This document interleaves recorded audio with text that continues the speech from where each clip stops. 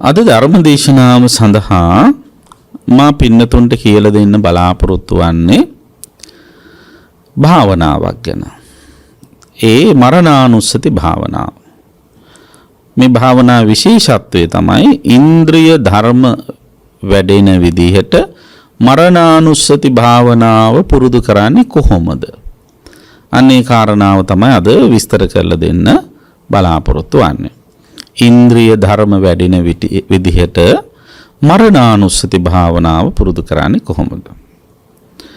අපි දන්නවා බෞද්ධයෝ විදිහට නිවන් සුව සාක්ෂාත් කර ගැනීමට නම් චතුරාර්ය සත්‍ය ධර්මය අවබෝධ කර ගැනීමට නම් ඒ අවබෝධයට උපකාර වෙන ධර්මතා ටිකක් තියෙනවා. අන්නේ ධර්මතා ජීවිතයට පුරුදු පුහුණු කර ගන්න ඕන, වඩන්න ඕන, දියුණු කර ගන්න ඕන. ඒ ධර්මතාවලට කියන්නේ මොනවා කියලාද? ඒවට කියන්නේ බෝධිපාක්ෂික ධර්ම කියලා. බෝධි කියන්නේ අවබෝධයටනේ. පාක්ෂික කියන්නේ උපකාර වෙන. අවබෝධයට උපකාර වෙන ධර්ම. චතුරාර්ය සත්‍ය ධර්මය අවබෝධ කර ගැනීම සඳහා උපකාර වෙන ධර්ම කියන අදහස තමයි මෙහි සඳහන් වෙන්නේ. එතකොට බෝධිපාක්ෂික ධර්ම කීයක් තියෙනවද? බෝධිපාක්ෂික ධර්ම තියෙනවා 37ක්. සත්‍තිස් බෝධිපාක්ෂික ධර්ම කියන්නේ ඒවටනේ. මේ 37 කොටස් 7කට බෙදලා තියෙනවා. කොහොමද මේ 37 කොටස් 7කට බෙදෙන්නේ? සතර සතිපට්ඨානය, සතර සම්‍යක් ප්‍රධාන වීරය, සතර රිද්ධිපාද, පංච ඉන්ද්‍රිය, පංච බල, සප්ත බෝධ්‍යංග ධර්ම සහ ආරෂ්ඨාංගික මාර්ගය කියන මෙන්න මේ ටික තමයි ඔක්කොම එකතු වුණාම 37ක් බවට පත් වෙලා සත්‍තිස් බෝධිපාක්ෂික ධර්ම කියන නමින් හඳුන්වන්නේ. ඒතර මේ කියන හැම කොටසක්ම අවබෝධය සඳහා උපකාර වෙනවා. අවබෝධය සඳහා පුරුදු පුහුණු කළ යුතු වෙනවා. එතකොට මේ කියන කොටස් 7ක් තියෙනවනේ. ඒ 7න් එක කොටසක් හරි නිවන සඳහා ප්‍රවේශ මාර්ගයක් බවට පත් කරගන්න පුළුවන්. ඒ කියන්නේ දැන් ඔන්න කවුරු හරි කෙනෙක් අපි හිතමු චතුරාර්ය සත්‍ය අවබෝධ කර ගැනීම පිණිස සතර සතිපට්ඨානය පුරුදු කරනවා. ඒතර සතර සතිපට්ඨානය පුරුදු කරනකොට මොකද වෙන්නේ? ඒ සතර සතිපට්ඨානය තුලම අනෙකුත් බෝධිපාක්ෂික ධර්ම වැඩෙනවා. සතර සම්‍යක් ප්‍රධාන වීර්යයත් වැඩෙනවා, සතර රිද්ධිපාදත් වැඩෙනවා, පංච ඉන්ද්‍රිය ධර්මත් වැඩෙනවා, පංච බල ධර්මත් වැඩෙනවා, සප්ත බෝධ්‍යංග ධර්ම, ආරෂ්ඨාංගික මාර්ගය කියන ඔක්කොම ටික ඒ තුල දියුණු වෙනවා. දැන් ආරෂ්ඨාංගික මාර්ගය කවුරු හරි කෙනෙක් නිවනට ප්‍රවේශ මාර්ගය හැටියට සලකනවා නම් ආරෂ්ඨාංගික මාර්ගය පුරුදු කරනකොට ඒ තුල සතර සතිපට්ඨානයත් වැඩෙනවා. ආරෂ්ඨාංගික මාර්ගය තුලම ඒ තුලම සතර රිද්ධිපාද, සතර සම්‍යක් ප්‍රධාන වීර්ය, පංච ඉන්ද්‍රිය, පංච බල, සප්ත බෝධ්‍යංග ධර්ම ඒව දියුණු වෙනවා. එතකොට අන්න ඒ අනුව බැලුවාම මේ කියන බෝධිපාක්ෂික ධර්ම නියෝජනය කරන මේ කොටස් 7න් ඕනම කොටසකින් නිවනට ප්‍රවේශ වෙන්න පුළුවන් කියන එක අපි තේරුම් ගන්න ඕන. එතකොට දැන් අපි දන්නවා බෞද්ධයෝ විදිහට නිවන් මගෙහි ගමන් කරනකොට ආකාර 3කින් ශික්ෂණයටපත් වීම වැදගත්. ඒ ආකාර 3කින් ශික්ෂණයටපත් වෙන එකට කියන්නේ ත්‍රිශික්ෂාව පුහුණු කරනවා කියන එක. මොකද ත්‍රිශික්ෂාව ඒ තමයි සීල, සමාධි, ප්‍රඥාව. මේ සීල, සමාධි, ප්‍රඥා වලින් කරන්නේ මොකද්ද? පුද්ගලයෙකුගෙන් සිදුවිය හැකි පව් කෙලෙස් නවත්තලා දානවා. ඉතින් ඉස්සෙල්ලාම නවත්තන්න ඕන පුද්ගලයෙකුගෙන් විය හැකි පව්. ඒව තමයි සමාජයට හානි කර වෙන්නේ. තව විදිහකින් පව් කියලා කිව්වහම කාය දුෂ්චරිතයයි වචී දුෂ්චරිතයයි තමයි ඉස්සෙල්ලා නවත්තන්න ඕන. කාය දුෂ්චරිතය කියන්නේ කයින් කරන වැරදිනේ. වචී දුෂ්චරිතය කියන්නේ වචනයෙන් කරන වැරදි. ඒතර ඉස්සෙල්ලාම නවත්තන්න ඕන අන්න ඒවා. එතකොට ඒක නවත්තන්නේ මොකෙන්ද? සිල් සමාදන් වෙලා. සීලෙන් කාය දුෂ්චරිතයයි වචී දුෂ්චරිතයයි නවත්ත ගන්න පුළුවන්. ඊට පස්සේ මනෝ දුෂ්චරිතේ නවත්ත ගන්න මොකද්ද කරන්න ඕන? මනෝ දුෂ්චරිතය කියන්නේ හරියට කිව්වොත් හිතින් කරන පව්. හිතින් පව් සිද්ධ වෙන්නේ කොහොමද? ඉතින් පව් සිද්ධ වෙන්නේ අකුසල අරමුණක් අරගෙන අකුසල් වැඩෙන විදිහට, කිසියම් අරමුණක් අරගෙන අකුසල් වැඩෙන විදිහට හිතන එක. ඉතින් අකුසල් වැඩෙන විදිහ රාගය, ద్వේෂය, මෝහය, වෛරය, අවිද්‍යාව, ව්‍යාපාදය, මිච්ඡාදිට්ඨිය කියන මේ සිතිවිලි වැඩෙන විදිහට, අවිස්සෙන විදිහට හිතනවා නම් එතන වෙන්නේ මනෝ දුෂ්චරිතයක්. එතකොට මේ මනෝ දුෂ්චරිතය වෙනකොට වෙන දෙයක් තමයි හිත අසංවර වෙනවා. හිත අසංවර වෙන්න තමයි මනෝ දුෂ්චරිතය වැඩෙන්නේ. එහෙනම් මොකද කරන්න ඕනේ? මනෝ දුෂ්චරිතේ නවත්ත ගන්න කරන ශික්ෂණය තමයි සමාධිය කියලා කියන්නේ. සමත භාවනාව. සමාධිය ඇති කර ගන්න නම් මොකද කරන්න ඕන? හිත එක්තෙන් කර ගන්න ඕන. හිත එක්තෙන් කර ගන්න තියෙන ක්‍රමය තමයි සමත භාවනාව.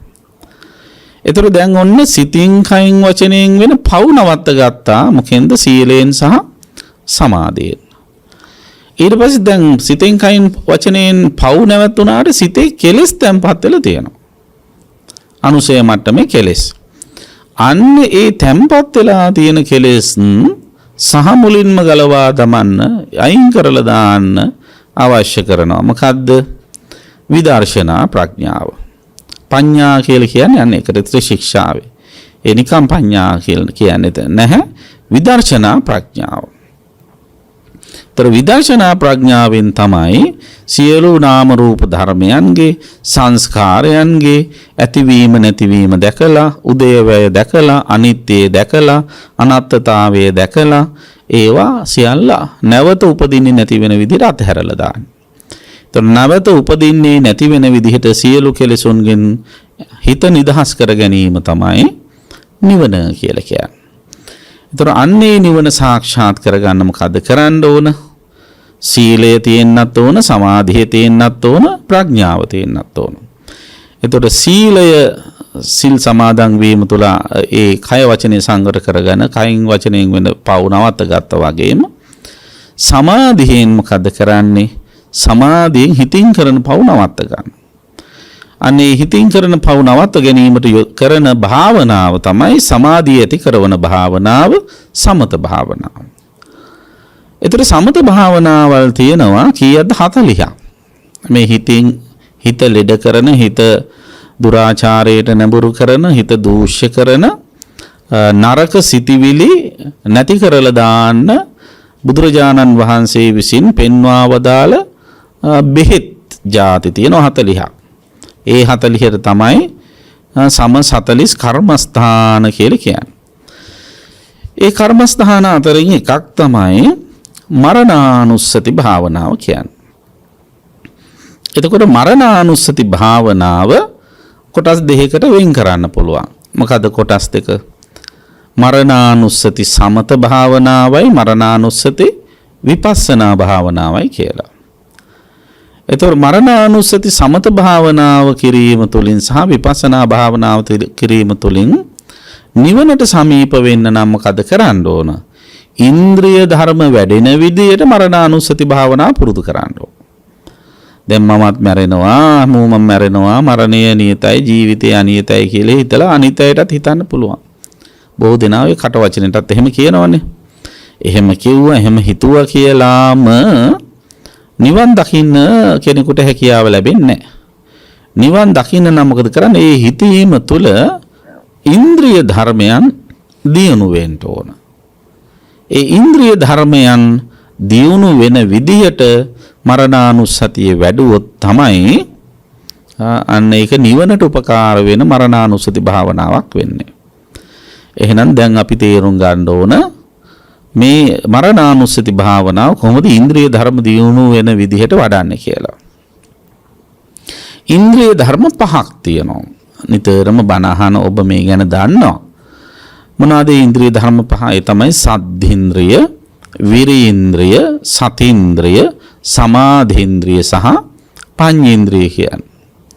ඒතර ඉන්ද්‍රිය කියලා කියන වචනේ පාවිච්චි කරන්නේ ප්‍රමුඛයා කියන එකට, නායකයා කියන එකට. එතකොට කුසල් සිතිවිලි වල ප්‍රමුඛව යෙදෙන සිතුවිලි පහක් තමයි මේ පංච ඉන්ද්‍රිය ධර්ම කියන්නේ. ඒතර ඉන්ද්‍රිය ධර්ම කියලා කියන්නේ වෙන දෙයක් නෙවෙයි. සිතේ හටගන්න සිතුවිලි පහක්. මොනවාද මේ සිතුවිලි පහ? ශ්‍රද්ධාව. ඒක තමයි සද්ධින්ද්‍රිය කියන්නේ. ඊට පස්සේ විරීන්ද්‍රිය කියලා කියන්නේ යම් කිසි කුසල් සිතුවිල්ලක් හිතේ ඇති වුණා නම් ඒ ඇති වෙච්ච කුසල් සිත දිගටම හිතේ පවත්වාගෙන යාම සඳහා සිතුවිල්ලක් අවශ්‍යයි. ඒකට තමයි වීරය කියන්නේ. වීරය කියන්නේ සිතුවිල්ලක්. එහෙනම් සමහරව හිතන වීරය කරනවා කිව්වහම මේ දාඩිය දමාගෙන අපය මහන්සි කරලා වෙහෙසිලා කරන වැඩට තමයි වීරය කියලා කියන්නේ. දැන් දාඩිය දාන අතපය මෙහෙසන්න කලින් ඉතින් හිතේ ඇති වෙන්න එපා එහෙම කරන්න ඕන කියලා හැඟීමක් හරි. ඒ හැඟීම. ඒ සිතුවිල්ල තමයි මෙතනදී විරිය ඉන්ද්‍රිය කියලා කියන්නේ. ඊළඟට සතීන්ද්‍රිය. සතීන්ද්‍රිය කියන්නේ අර ඒ කුසල අරමුණේම සිහිය දිගට පිහිටුවාගෙන ඉන්න ස්වභාවය සතිය. ඊළඟට සමාධීන්ද්‍රිය. ඒකත් සිතුවිල්ලක්. සමාධිය කියන්නේ මොකද? වෙන අරමුණු වල හිත දුවවන්නේ නැතුව එක කුසල අරමුණකම හිත එකඟ කරගෙන තියෙන එකඟතා සිටිවිල්ල. එතන හිත එක අරමුණක තියා ගැනීම කරගෙන යන්නත් සිටිවිල්ලක් අවශ්‍ය වෙනවා. ඒක තමයි සමාධිය කියන්නේ.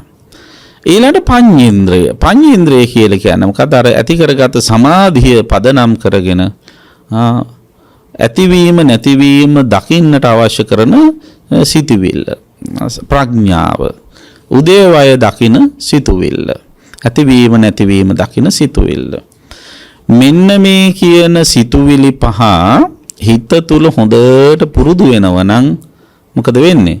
අන්න ඒ තැනත්තාට ඉන්ද්‍රිය ධර්ම ටික හොඳට වැඩෙනවා.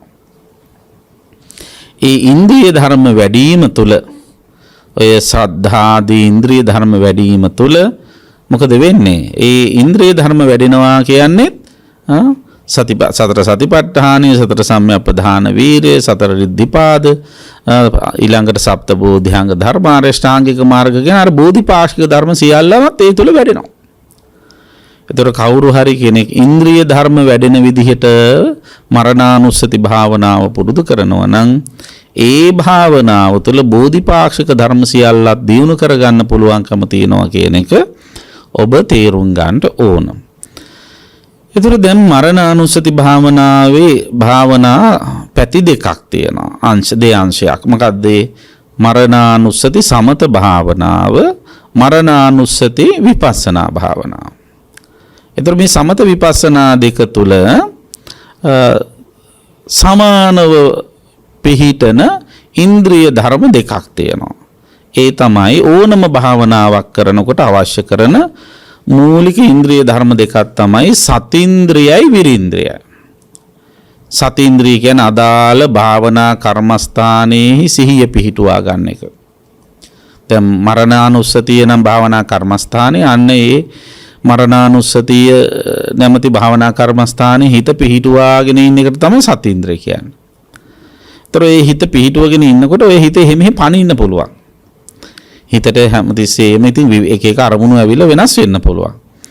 ඒ නිසා ඒ පිහිටුවාගත් සතිය නොවෙනස්ව එලෙසින්ම දිගටම පවත්වා ගැනීම සඳහා කම්මැලි වෙලා බෑ. වීර්ය කරන්න ඕන.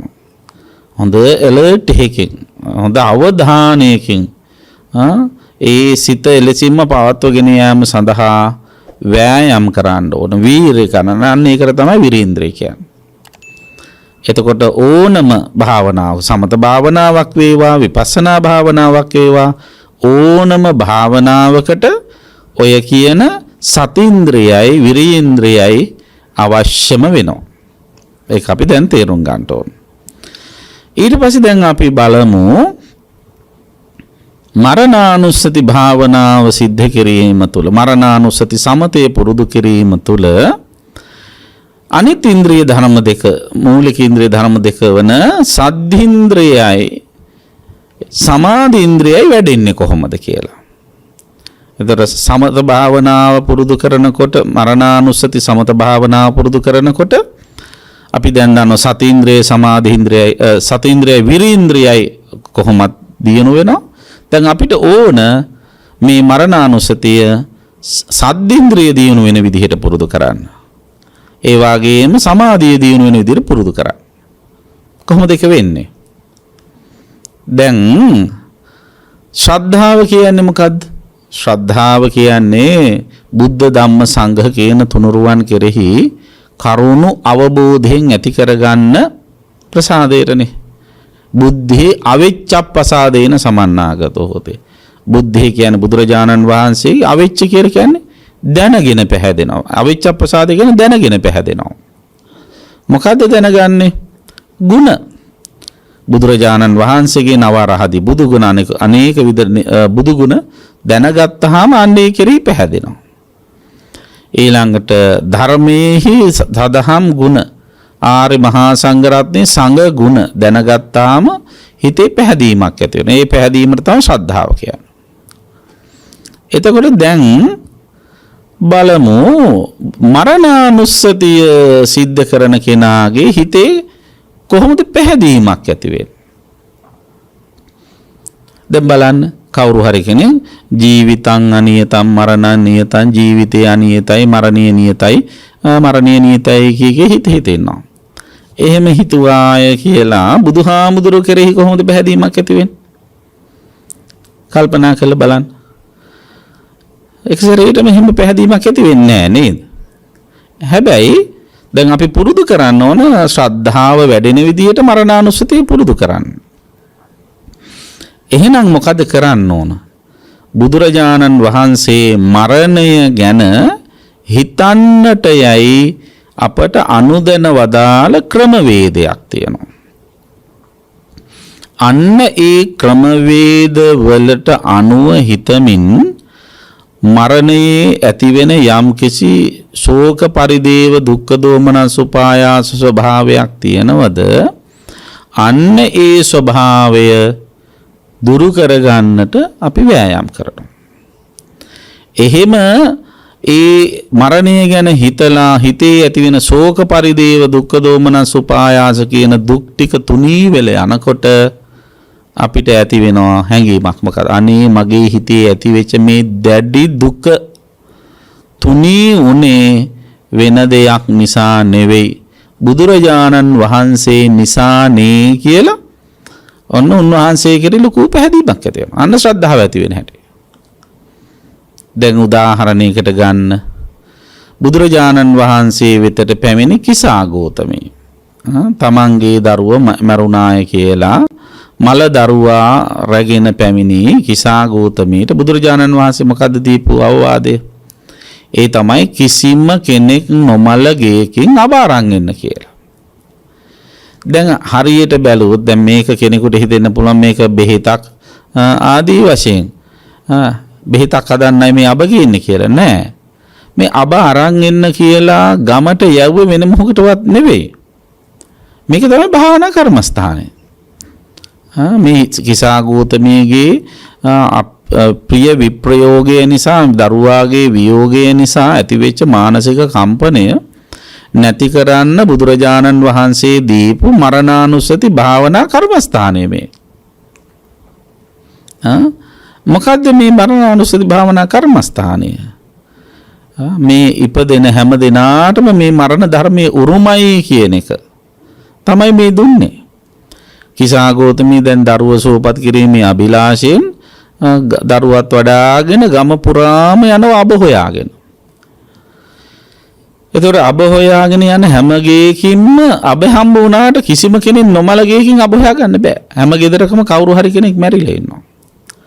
එතකොට මේ ගෙදරත් කෙනෙක් මැරිලා කියලා දැනෙනකොට ඒක භාවනා කර්මස්ථාන. එහෙනම් මේ ගෙදරත් මැරිලා. ඊළඟ ගෙදරත් කවුරු හරි කෙනෙක් මැරිලා. තව ඔය විදිහට ගෙවල් ගානේ යනකොට එයාට තේරෙනවා මොකද්ද? තේරෙන්න වෙන දෙයක් නෙවෙයි. මේ මරණ ධර්මතාවයට ගොදුරු නොවන කෙනෙක් නැහනේ. හැමෝම මරණයටපත් වෙනවානේ කියන අන්න කර්මස්ථානය. සබ්බේහි මේහි පියේහි මනාපේහි නානා භාවෝ විනා භාවෝ.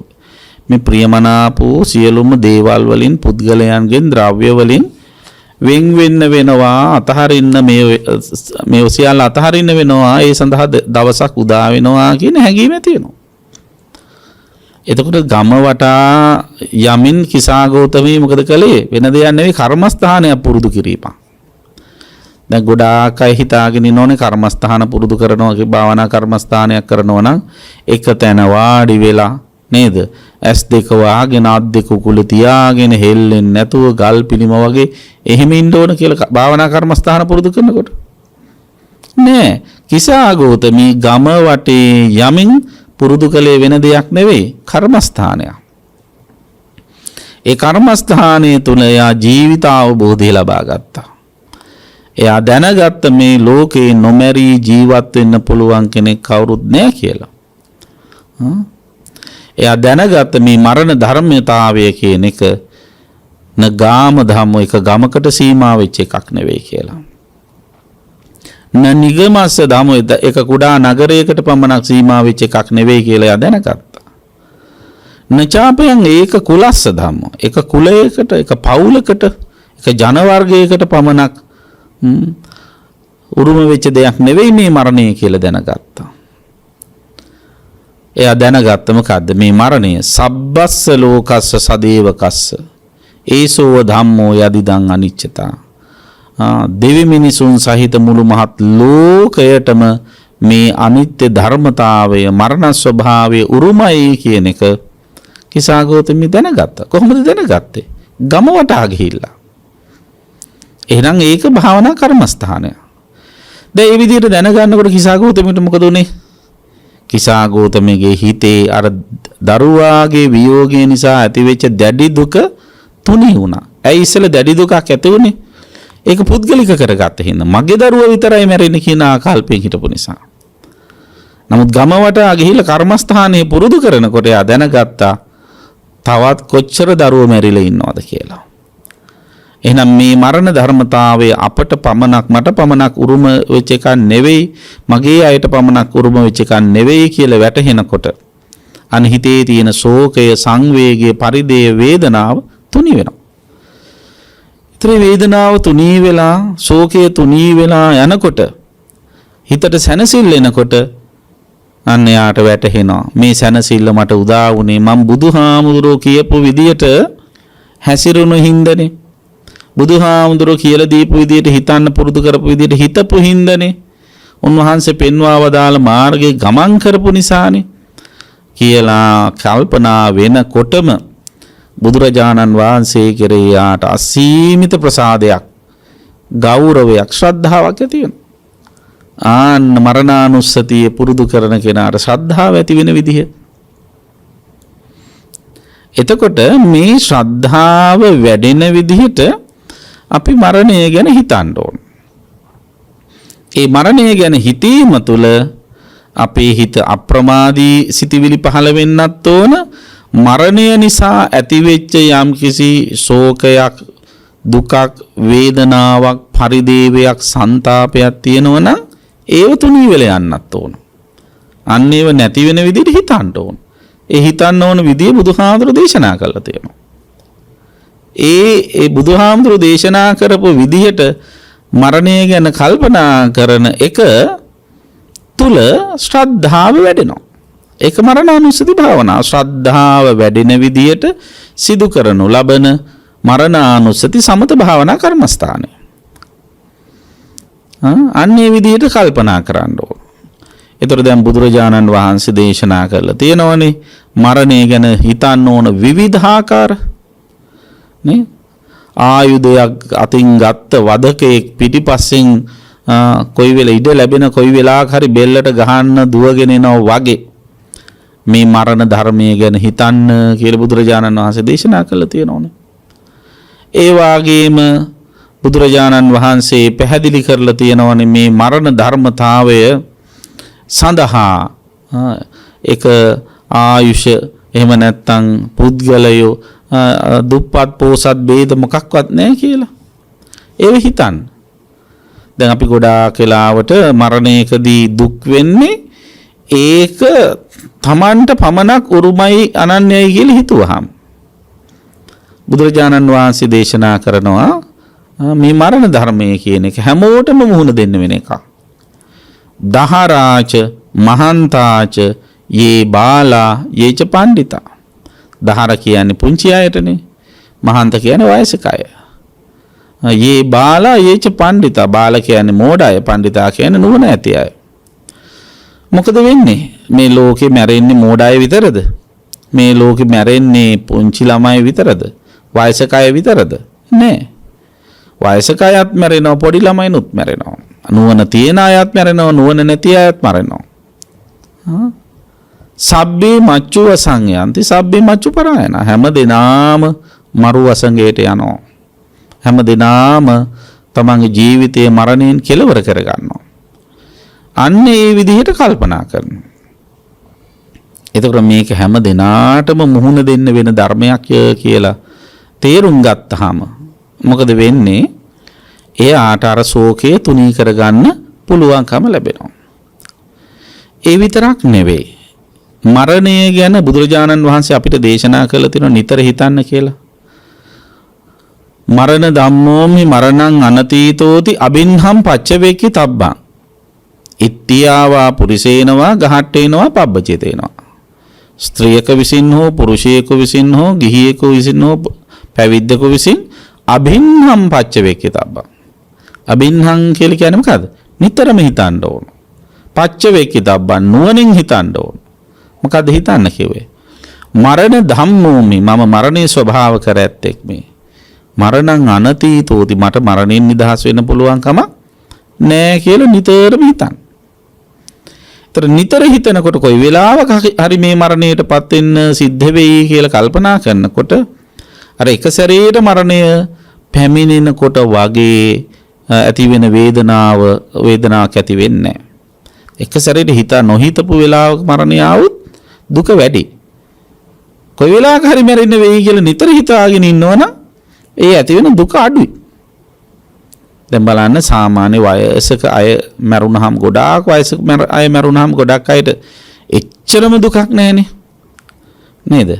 ඇයි වයසට ගියාට පස්සේ ඉතින් කොහොමත් අනිවාර්යයෙන්ම මරණය අපේක්ෂා කරන්න සිද්ධ වෙනවා. කොයි වෙලාවක මැරෙයි කියන බලාපොරොත්තුවෙන් ඉන්නේ.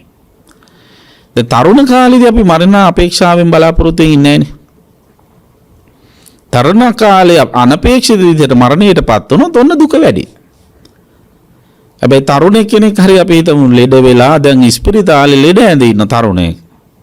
ඉතින් හොඳ කරගන්න බැරි ලෙඩක් ඇදිලා වෛද්‍යවරුත් අතහැරලා දාලා කොයි වෙලාවක හරි මැරෙයි කියලා හිතාගෙන ඉඳෙද්දි ඉතින් ඒ දැනට මරණයටපත් වෙනවා.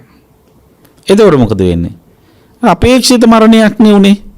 එතෙන්දී යන්න දුක දරා ගන්න පුළුවන්. ඒ වගේ දැන් බුදුරජාණන් වහන්සේ යන අපේ හිතේ ඇතිවෙන දුක, සංతాපය, වේදනාව, මරණය හමුවේ තුනී වෙන්න ඕන විදිහට හිතන්න ඕන ආකාරය කියලා දීලා තියෙනවා. ඉතින් ඒක හිත හදාගත්තාම බුදුරජාණන් වහන්සේ කෙරෙහි අප්‍රමාණ වූ ප්‍රසාදයක්, අප්‍රමාණ වූ ගෞරවයක් හිතේ ඇති වෙනවා. අන්න ඒක තමයි ශ්‍රද්ධාව වැඩි වෙන විදියට මරණානුස්සතිය පුරුදු කරනවා කියන්නේ. එතකොට බුදුරජාණන් වහන්සේ මේ මරණය ගැන හිතන්න ඕන ආකාර විවිධාකාරයෙන් දේශනා කළා තියෙනවා. ඒ හැම ආකාරයකින්ම හිතලා මොකද කරන්න තියෙන්නේ? හිතේ සංවේගය, වේදනාව, දුක, ශෝකය, සංతాපය තුනී කරගන්නයි තියෙන්නේ. ඒ කියන්නේ එක ලෙඩේට ගැලපෙන බෙහෙත් ಜಾති රාශියක් බෙහෙත් වට්ටෝරු රාශියක් බුදුහාමුදුරු සූදානම් කරලා තියෙනවා. ඉතින් අපි මොකද කරන්නේ? ඔය එක බෙහෙත් වට්ටෝරුවක් ගන්නවා. ඒ බෙහෙත් වට්ටෝරුව පාවිච්චි කරන ලෙඩේ අර මරණයේදී ඇති වෙච්ච සංවේගය, වේදනාව නැමැති ලෙඩේ තුනී වෙලා යන්නේ නැත්තම් ඊළඟ බෙහෙත් වට්ටෝරුව ගන්නවා. ඒක පාවිච්චි කරනවා. ඉතින් ගොඩක් වෙලාවට ඔය බෙහෙත් වට්ටෝරු දෙක තුනක් පාවිච්චි කරාම ලෙඩේ සනීප වෙනවා. ලෙඩේ සනීප වුණාම ලෙඩේ සනීප කරපු වෛද්‍යවරයා කෙරෙහි අපිට ස්වභාවයෙන්ම මහ ගෞරවයක් ඇති වෙනවනේ. දැන් අද කාලේ වුණත් ඔබ කිසියම් ලෙඩකට දුකකට පත් වෙච්ච කෙනෙක් නම් මේ දැන් මේ බණ අහනව වෙන්න පුළුවන් heart operation කරපු bypass සත්කම් කරපු අය. දැන් ඔබ bypass එකක් කරන්නේ ඉතින් හෘද රෝගයක් හැදුණා මේ මැරෙන්න ආසන්න වෙච්ච වෙලාවකනේ. මැරෙන්න ආසන්න වෙච්ච වෙලාවක මේ ඔපරේෂන් එක කරලා ඉවරලා ඔබට ජීව දාණය දෙනවා. ජීවත් වෙන්න අයිතිය දෙනවා. කවුරු හරි වෛද්‍යවරයෙක් වෙහෙසිලා මහන්සිලා ඒක නියම විදිහට කරපු හින්දා. දැන් ඔබට නැද්ද ඒ වෛද්‍යවරයා කෙරෙහි ගෞරවයක්? ඒ වෛද්‍යවරයාට ඒකට අදාළ කරන වේතනය මුදල ඔබ ගෙවපු බව ඇත්තයි. සල්ලි ගෙව්වත් ඔබට ඒ වෛද්‍යවරයා කෙරෙහි කෘතවේදී බවක් දැනෙන්නේ නැද්ද? අනිවාර්යෙන් දැනෙනවා. එහෙනම් දැන් හෝටලයකට කන්න ගියාමත් ඒ කන තැන උදව්වට ඉන්න ළමයි ඒ හෝටලේ ඉන්න අය ඔබට හරියට ඒ අවශ්‍ය කරන දේවල් බොහොම ලස්සනට සූදානම් කරලා දුන්නාම කාල සල්ලි ගෙවල එන බව ඇත්තයි. නමුත් ඔබට ඒ අය කෙරෙහි ප්‍රසාදයක් සතුටක් ඇති වෙන්නේ නැද්ද? ඇති වෙනවා. ආන්න ඒ වගේ තමයි මේ බුදුරජාණන් වහන්සේ අපේ හිතේ ශෝකය, පරිදේවය, දුක්ඛ දෝමනස් උපායාසයන් තුනී කරගන්න අප්‍රමාදී වෙන්නට අවශ්‍ය වෙන විදිහට ධර්මයේ දේශනා කළා තියෙනවා. එතකොට අන්නේ ඒ ධර්මය අනුව දැන් විශේෂයෙන් මේ මරණය ගැන හිතන්න ඕන ආකාරය පෙන්වලා තියෙනවා. ඒ ගැන හිතනකොට අන්න බුදුරජාණන් වහන්සේ කෙරෙහි අප්‍රමාණ ගෞරවයක්, අප්‍රමාණ ශ්‍රද්ධාවක් හිතේ ඇති වෙනවා. ඒ නිසා ඔන්න පළවෙනි එක මරණානුස්සති සමත භාවනාව ශ්‍රද්ධාව වැඩෙන විදිහට ඒ පුරුදු පුහුණු කරන්න. අර මරණේ බුදුරජාණන් වහන්සේ කියලා දීපු ආකාරයට ජීවිතයට ගලප ගන්න වෑයම් කරන්න. ඒක ක්‍රමයක්. ඊළඟට දැන් අපට අවශ්‍යයිනේ සමාධියත් උපදව ගන්න එපා. මොකද සමාධිය තුලින් මේ හිතින් වෙන පව් නවත්ත ගන්න පුළුවන්කම තියෙන. සිත සමාධිමත් කරාම එක්තෙන් කරගත්තාම ඒ නිසා අපි මොකද කරන්නේ? මෙන්න මේ සමාධිය ඇති වෙන්න නම් ගොඩාක් දේවල් හිතන්න බෑ. දැන් ශ්‍රද්ධාව ඇති වෙන නම් ගොඩක් ඒවා හිතන්න ඕන. කරුණු වැඩි වැඩියෙන් හිතන්න ඕන. අර මරණයේ ස්වභාවය, මරණය හැමෝටම පොදු බව, මරණයට ලොකු කුඩා උස් පහත් භේද නැති බව, ඒව එක එක විදිහට හිතන්න ඕන. ශ්‍රද්ධාව ඇති වෙන්න නම්. හැබැයි සමාධිය ඇති වෙන්නේ එහෙම හිතන්න ඕනේ නැහැ. සමාධිය ඇති වෙන එක එක හිතන්න ගියාම තිබිච්ච සමාධියක් නැති වෙන්න පුළුවන්. ඒ නිසා ගොඩාක් කාරණාවල් ගැන සමාධියෙන් මේ සමාධිය ඇති කරගන්න හිතන්නේ නැතුව මරණානුස්සති සමාධිය දියුණු කර ගැනීම සඳහා මරණානුස්සති භාවනාවෙන් සමාධිය දියුණු කර ගැනීම සඳහා වාක්‍ය දෙකක් හොඳටම ප්‍රමාණවත්. මොකද වාක්‍ය දෙක? ඒ තමයි ජීවිතං අනියතං මරණං නියතං. වැඩි මොනවත් කියන්න ඕනේ නැහැ. ජීවිතය අනියතය, මරණය නියතය. ජීවිතය අනියතයි, මරණය නියතයි. දැන් මේක කියනකොට ජීවිතය අනියතකම පෙන්වන්න හේතු වෙන කාරණා හිතන්න යන්න හොඳ නැහැ. දැන් ඒ කාරණා හිතන්න ගියාම බුදුරජාණන් වහන්සේ කෙරෙහි ශ්‍රද්ධාව ඇති වෙන්න පුළුවන්. ජීවිතයේ තියෙන අනියත බව බුදුහාඳුරු දේශනා කළ තියෙන උපමා තියෙනවා. මේ ජීවිතය හරියට තනපත අග රැඳි පිනිබිදක් වගේ. කොයි වෙලාවෙ නැති වෙලෙයිද දන්නේ. මේ ජීවිතය හරියට දිවග තියෙන කෙළපිඩක් වගේ. කොයි වෙලාවෙ සිඳිලෙයිද දන්නේ. මේ ජීවිතය හරියට පහන් සිලක් වගේ. සුළඟට අවුවලා කොයි වෙලාවෙ නිවිලෙයිද දන්නේ නැහැ. මේ ජීවිතේ හරියට රත් කරපු තැටියකට දාපු මස් කෑල්ලක් වගේ. කොයි වෙලාවෙ නැති වෙලෙයිද දන්නේ. මේ ජීවිතේ හරියට නිලුම් පතක රැඳි දිය බින්දුව වගේ. කොයි වෙලාවෙ පෙරලිලා නැති වෙලෙයිද දන්නේ. දැන් අන්නේ ඒ විදිහේ දේවල් හිතන්න පුළුවන්නේ. ඒව හිතනකොට අනේ මේ වගේ උපමාවලින් බුදුරජාණන් වහන්සේ මේ ජීවිතයේ තියෙන අනියත බව, අස්තිර භාවය, අවිනිශ්චිත ස්වභාවය දේශනා කරලා තියෙනවනේ කියලා ශ්‍රද්ධාව තමයි වැඩෙන්නේ. සද්ධින්ද්‍රිය වැඩෙනවා. හැබැයි සමාධිය වෙඩෙන්නේ නැහැ හිතන්න. ඒ නිසා ජීවිතං අනියතං කියනකොට අර ඒ ඔය තනපත ආගරන්දි පින බිඳ ඒව මේව මොකක්වත් හිතන්න යන්න ඕනේ. අනියතයි කියන අදහස විතරයි තේරෙන්නේ. ස්ථිර නෑ කියලා දැනගන්න. මරණං නියතං. මරණ ධර්මතාවය ඒකාන්ත වශයෙන්ම නියත වශයෙන්ම මා කරා පැමිණෙනවා කියලා විතරක් දැනගන්න. ඒ දැනගෙන අදහස හිතේ තිබුණට කමක් නෑ. හැබැයි ඒ අදහසට අනුව හිතේ සිතුවිලි පහල කරගන්න යන්න එපා. සිතුවිලි පහල කරගන්නේ නැතුව අර වාක්‍ය දෙකට විතරක් අවධානය යොමු කරගෙන දිගට මේක පුරුදු කරන්න. ජීවිතං අනියතං මරණං නියතං. ඔන්න ඊළඟට ඒක සිංහලෙන් කියනවා. ජීවිතය අනියතය මරණය නියතය. ඔය විදිහට සිංහලෙන් පාලියෙන් දෙක මාරු කර කර හිතනවා. දැන් ඒකත් හිතන එක වැඩි නම් ඊට පස්සේ මොකද කරන්නේ? ජීවිතං අනියතං මරණං නියතං කියලා විතරක් හිතනවා. එහෙම නැත්නම් ජීවිතය අනියතය මරණය නියතය කියලා විතරක් එක භාෂාවකින් විතරක් හිතනවා. දැන් එහෙම හිතලත් හිත ටිකක් එහාට මෙහාට දුවන්න පනින්න දඟලනවා. ජීවිතං අනියතං කියන කැලල අතහැරලා ඉවරලා මරණං නියතං කියලා හිතනවා. කොහොමද? මරණං නියතං මරණං නියතං මරණං නියතං ඔය ආදී වශයෙන් මරණය ගැනම හිතනවා. අර එතකොට මරණය සිද්ධ වෙන්නේ නැටි මැරෙන්නේ නැටි ඒව නෙවෙයි හිතන්නේ. හිතන්නේ අර වාක්‍යයේ විතර වාක්‍ය දෙකද මරණං නියතං කියන වාක්‍ය වචන දෙක විතරයි හිතන්නේ. එතකොට විවිධ අරමුණු ඔස්සේ හිත දුවන හිත අර වචන දෙකේම තැම්පත් වෙනවා. එතකොට හිතවන්න විවිධ අරමුණු පස්සේ දුවන්නේ. එතකොට ඒ වචන දෙකේම හිත තැම්පත් වෙනකොට අන්න මරණ සතිය සමාධිය වැඩෙන විදිහට හිත එකඟ වෙනවා. එතකොට මරණානුස්සති සමාධිය දියුණු වෙනවා තුළ. මරණානුස්සතිය තුළ අර කලින් කියපු විදිහට විස්තරාර්ථව හිතන්න ගත්තාම ශ්‍රද්ධාව දියුණුව බුදුරජාණන් වහන්සේගේ ප්‍රසාදය ඇති වෙනවා. මරණය ගැන මරණයටපත් වෙන සිද්ධ වෙන ආකාර ගැන හිතනකොට මෙවන් ක්‍රම දේශනා කළේ බුදුහාඳුරණේ කියලා උන්වහන්සේ කෙරේ විශේෂ පැහැදීම ඇති වෙන ශ්‍රද්ධාව ඇති වෙනවා. ජීවිතං අනියතං මරණං නියතං ජීවිතය අනියතේ මරණය නියතේ කී හිත ඉන්නකොට එහෙම නැත්නම් අඩුම තරමේ මරණං නියතං මරණං නියතං කියලා හිත ඉන්නකොට අන්න සමාධිය වැඩෙනවා. එතකොට දැන් මොකද වෙන්නේ? දැන් මේ මරණානුස්සති භාවනාව තුළ ඉන්ද්‍රිය ධර්ම 4ක් වැඩිලා තියෙනවා. අපි මුලින් කිව්වා කොහොමත් ඕනම භාවනාවකින් සතීන්ද්‍රියයි විරීන්ද්‍රියයි වැඩෙනවා. දැන් මරණානුස්සති භාවනා කරනකොට මරණ සතියනේ දියුණු කරන්නේ. ඒ තුල ඒ මරණය නැමැති අරමුණ හි සිත පිහිටුවාගෙන ඉඳ සතිය වැඩෙනවා.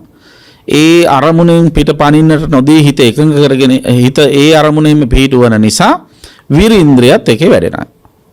එතකොට මරණානුස්සති සමත භාවනාව පුරුදු කරනකොට අර මරණය වෙන ආකාරයේ ජීවිතයේ තියෙන අනියත ස්වභාවය ගැන බුදුරජාණන් වහන්සේ හිතන්න ඕන ආකාරය හිතනකොට මෙවන් විදිහට හිතන නිසානේ මගේ හිතේ මේ ශෝක පරිදේවයන් දුරුනේ කියලා කල්පනා කරනකොට ඒ වාට මුල්ුනේ බුදුහාමුදුරුයි උන්වහන්සේගේ ධර්මයයි කියලා තේරුම් ගන්නකොට අන්න බුද්ධ ධම්ම සංඝ කියන තෙරුවන් කෙරේ ස්වභාවයෙන්ම පැහැදීම ඇති වෙන ශ්‍රද්ධාවට. එතකොට ශ්‍රද්ධාව වැඩෙන සද්දින්ද්‍රියත් වැඩෙනවා අර මරණානුස්සතිය වැඩෙනකොට. එතකොට ඊළඟට අවශ්‍ය කරනවා දැන් සමාධිය දියුණු කරගන්න.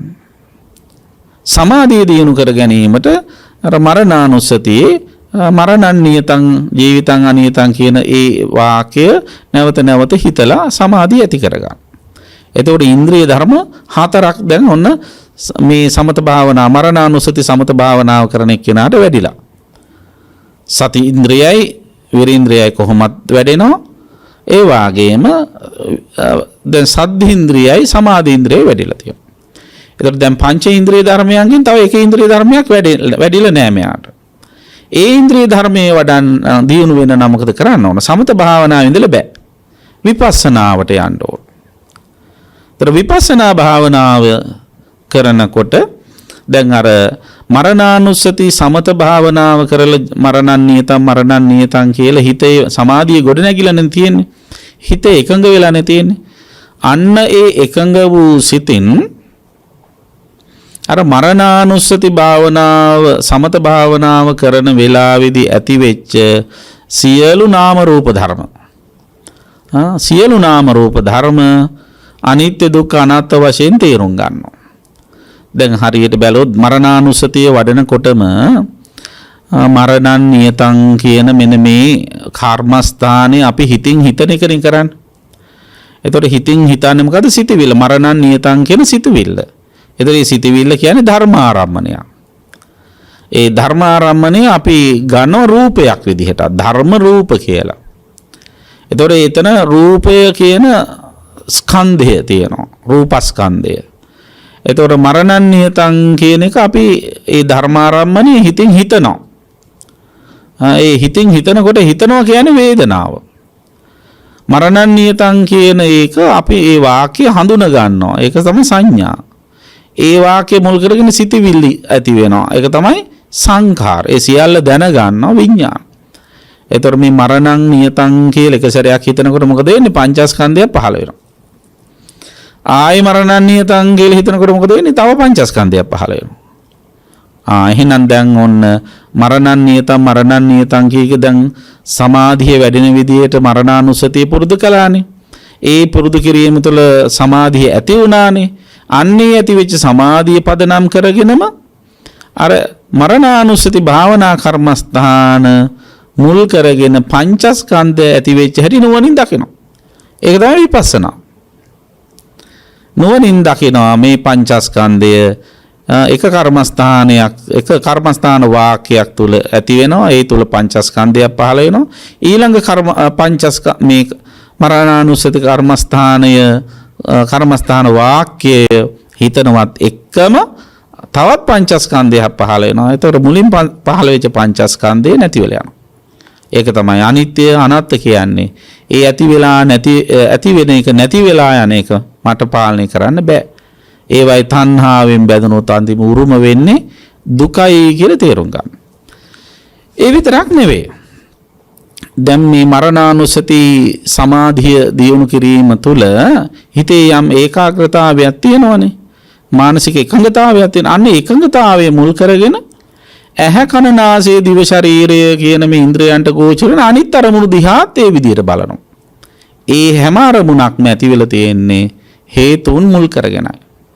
ඒ හැම අරමුණක්ම පරිහරණය කරන්න යාම තුළ පංචස්කන්ධ ඇති වෙනවා. ඇති වෙන පංචස්කන්ධ එකින් එක නැති වෙලා යනවා. කියලා අර ඉන්ද්‍රියයන්ට අනුව පංචස්කන්ධ ඇති වෙලා නැති වෙලා යන හැටි දකිනවා. එහෙම ඒ හැම එකකටම පංචස්කන්ධ ඇති වෙලා නැති වෙලා යනවා දකින්න එක තමයි ත්‍රිලක්ෂණීය දකිනවා කියන්නේ. ඒතර එහෙම ත්‍රිලක්ෂණීය දකින්න කෙනාට අවබෝධයක් එනවා. මොකද අවබෝධයෙන් මේ හැම එකක්ම මොහොතක් පාසා ඇති වෙලා නැති වෙලා යන ඒවා. මට ඕන විදිහට පාලනය කරන්න බැරි දේවල්.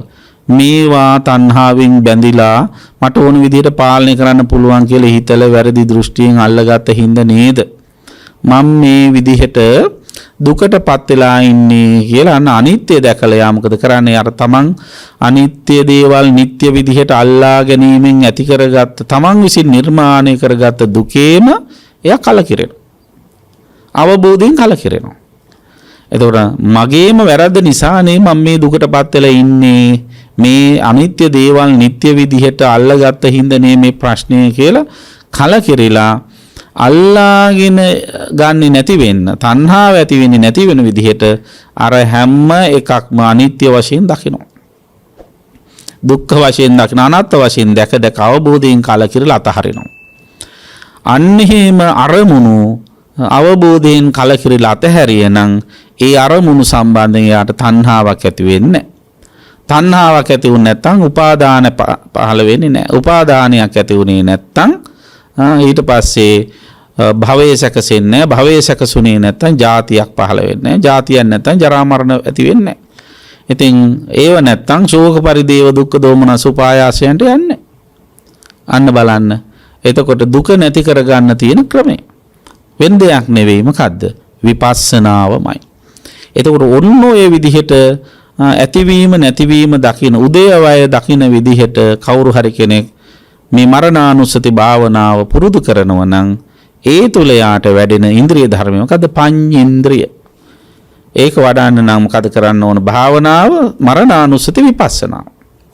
එතකොට මරණානුස්සති සමත විපස්සනා කියන භාවනා දෙක කරනකොට සද්දේන්ද්‍රිය, විරේන්ද්‍රිය, සතේන්ද්‍රිය, සමාධේන්ද්‍රිය, පඤ්චේන්ද්‍රිය කියන ඉන්ද්‍රිය ධර්ම පහම එයාට දිනු වෙලා.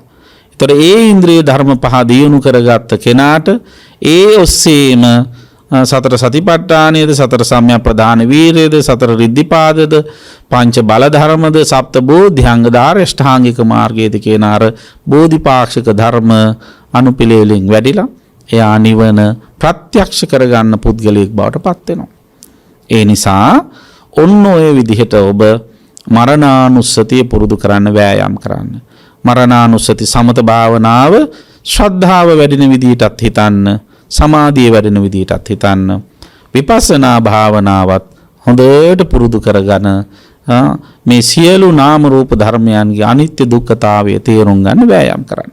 එහෙම වුණොත් ඔබට ඒ භාවනාව ඔබව සසරින් එතර කරවන, ඔබේ දුක තුනී කරන, දුකෙන් නිදහස් කරන භාවනාවක් බවට පත් වේ.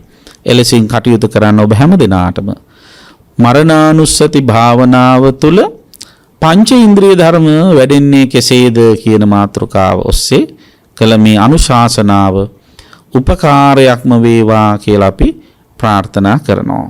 අවසාන වශයෙන් මාතෘකා කරපු ගාථාවට අවධානය යොමු කළොත් මහා සම්පatti සම්පත්තා යතා සත්තා මතායිද. මේ ලෝකේ මහා සම්පatti ලබා ගත්ත අය ඉන්නවා. මහා ධනෙන් ආඩ්‍ය වෙච්ච අය ඉන්නවා. සීලෙන් ආඩ්‍ය වෙච්ච අය ඉන්නවා. ගුණෙන් ආඩ්‍ය වෙච්ච අය ඉන්නවා. විවිධවත් පොහොසත්කම් වලින් යුක්ත අය ඉන්නවා. ඒ අය හැමෝමත් මරණයටපත් වුණා. තතාහං මරිස්සාමි මරණං මම හෙසත. ඒ වගේ කවදා හරි මමත් මරණයටපත් වෙනවා. මගේ ජීවිතයත් මරණයෙන් කෙලවර වෙනවායි කියලා තේරුම් අරගෙන අප්‍රමාදී වෙන්න. කුසලයට නැඹුරු වෙන්න. උතුම් බ්‍රහ්මචාරී ජීවිතයක් ගත කරලා අප්‍රමාදීව නිවනට සමීපව වාසය කරන්න. ඒ සඳහා ඔබට මේ අනුශාසනාව උපකාරයක්ම වේවා කියලා ප්‍රාර්ථනා කරනවා. ආකාසට්ඨා ච භුම්මට්ඨා දේවා නාග මහිද්దికා පුඤ්ඤන්තං අනුමෝදිත්වා චිරං රක්ඛන්තු ශාසනං චිරං රක්ඛන්තු දේශනං චිරං රක්ඛන්තු ත්වං සදා. ධර්ම ශ්‍රවණානි සංසෙන් හැමත උතුම් නිවන් සුව සැලසේවා.